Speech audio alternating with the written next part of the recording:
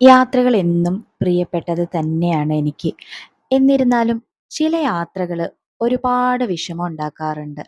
മറ്റൊന്നുമല്ല, പ്രിയപ്പെട്ടവരെ പിരിയുമ്പോൾ താൽക്കാലികമായിട്ടാണെങ്കിലും അത് എനിക്ക് വളരെയധികം വേദനയാണ്. എല്ലാവരെയും പോലെ ജനിച്ച നാടും വീടും എനിക്ക് വളരെ പ്രിയപ്പെട്ടതാണ്. വർഷങ്ങളായി ഒരു കൊച്ചിക്കാരിയായി മാറിയെങ്കിലും എൻ്റെ നാടായ കോഴിക്കോട് എന്നും എൻ്റെ ജീവനാണ്. സമയം കണ്ടെത്തി അങ്ങോട്ടേക്ക് ഓടിപ്പോകുമ്പോൾ വല്ലാത്തൊരു പോസിറ്റിവിറ്റിയാണ് എനിക്ക് കിട്ടുന്നത്. കോഴിക്കോടൻ ബീച്ചും അവിടുത്തെ ഫുഡും എല്ലാം ഞാൻ ഒരുപാട് മിസ് ചെയ്യും. ഈ ഉപ്പിലിട്ട സാധനങ്ങളൊക്കെ എനിക്ക് വലിയ ഇഷ്ടമാണ്. എപ്പോൾ പോകുമ്പോഴും ഞാൻ കോഴിക്കോട് ബീച്ചിൽ പോവാതെ ഞാൻ തിരിച്ച് വരാറില്ല. കൊച്ചിക്കാരിയായി വർഷങ്ങളായി താമസം തുടങ്ങിയിട്ട് ഞാൻ ഏറ്റവും കൂടുതൽ മിസ് ചെയ്തത് എൻ്റെ കോഴിക്കോടൻ ഭാഷയാണ്.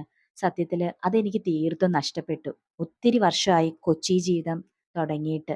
അതിൽ എനിക്ക് നഷ്ടപ്പെട്ടത് എൻ്റെ കോഴിക്കോടൻ ഭാഷയാണ്. ആദ്യമൊക്കെ ഞാൻ ഇവിടെ വന്ന കാലത്ത് എൻ്റെ സംസാരം കേട്ടിട്ട് ആളുകൾ എന്നോട് പെട്ടെന്ന് അടുപ്പം കാണിച്ച് എന്നോട് വന്ന് ചോദിക്കുന്ന ഒരു ചോദ്യമാണ്, മലബാറാണോ വീട്, അല്ലെങ്കിൽ മലബാറുകാരിയാണോ എന്ന് എന്നോട് എപ്പോഴും ആളുകൾ ചോദിക്കാറുണ്ട്. ആ എൻ്റെ കോഴിക്കോടൻ ഭാഷ ഇപ്പം തീർത്തും പോയി. വല്ലപ്പോഴും എന്തെങ്കിലും ഒക്കെ സ്പീഡിൽ സംസാരിക്കുന്ന സമയത്ത് എനിക്ക് വന്നിരുന്നാൽ ആയി എന്നല്ലാതെ ഞാൻ തീർത്തും കോഴിക്കോടൻ ഭാഷയെ എന്നിൽ നിന്ന് പോയി. അതാണ് എൻ്റെ ഏറ്റവും വലിയൊരു വിഷമം. ഫ്രണ്ട്സൊക്കെ ആയിട്ട് ബീച്ചിലൊക്കെ പോയിരിക്കുക, സംസാരിക്കുക, അവരൊക്കെ ആയിട്ട് കറങ്ങി നടക്കുക. ഇതൊക്കെ എനിക്ക് വളരെ ഇഷ്ടമുള്ളൊരു കാര്യമാണ്. ഇവിടുത്തെ ജോലിത്തിരക്കും കാര്യങ്ങളൊക്കെ ആയിട്ട് അതൊന്നും മിക്കപ്പോഴും നടക്കാറില്ല. എന്നാലും സമയം കണ്ടെത്തി നാട്ടിൽ പോകുന്ന സമയത്ത് ഞാനിതൊക്കെ എൻജോയ് ചെയ്യാറുണ്ട്.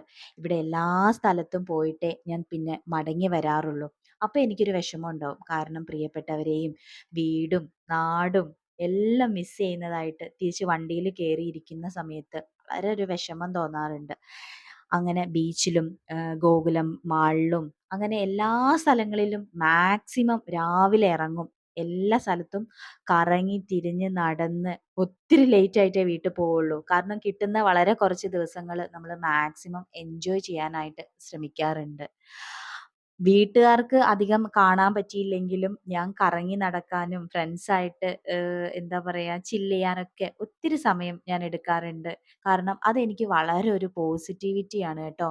ഈ വർക്കിൻ്റെ സ്ട്രെസ്സും കാര്യങ്ങളൊക്കെ ആയിട്ട് നമ്മൾ വളരെ ടെൻസ്ഡ് ആയിട്ടായിരിക്കും നമ്മൾ മിക്കപ്പോഴും മുന്നോട്ട് പോകുന്നത്. അപ്പം ഇതുപോലത്തെയൊക്കെയുള്ള ചെറിയ ചെറിയ യാത്രകൾ നമുക്ക് ഒത്തിരി എന്താ പറയുക സന്തോഷവും സമാധാനവും ഒക്കെ കിട്ടും. അതിൻ്റെ ഊർജ്ജം നമുക്ക് എപ്പോഴും ഉണ്ടാകും. തിരിച്ചു വരുമ്പോഴും ആ ഒരു ഊർജ്ജം നമുക്ക് കിട്ടും.